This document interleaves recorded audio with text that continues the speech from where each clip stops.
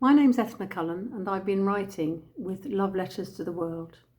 Here's something I've written that I'd like to share. On Monday, the heart hopes for night. I wait for you, fractured, remembering differently. From Galleon's Drive to Blessing Way, the bell rings. A match. Careful, a swift recovery, holding onto the slip that holds the other half. On Tuesday, the heart hopes for wellness.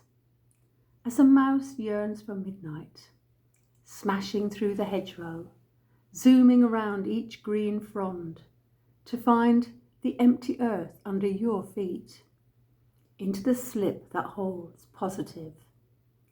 She's sweating, anchovy salted beads, and panting, making a swift recovery from a world that's fractured, remembered differently. She cannot tell the other half of the story. She doesn't have the language. After all, she's just a mouse. Wednesday's heart is full of acceptance. Each morning brings positive orange, like a match struck. Dusk brings the other half of empty night. No simple language brings unusual wealth. Earth's power, acceptance, and affirmation.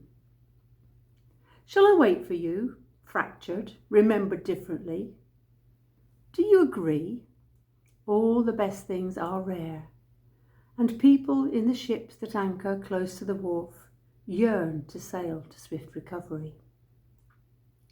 Thursday's heart burns eternal and sings a choir, a chorus, benign music to my ears. I hope it stays fine for you.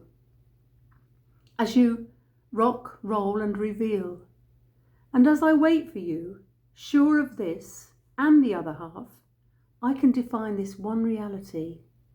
Thursday's heart burns eternal, reeking of reverent faith, hope and love. I hope it does. I do hope Thursday's heart tells me you'll come again.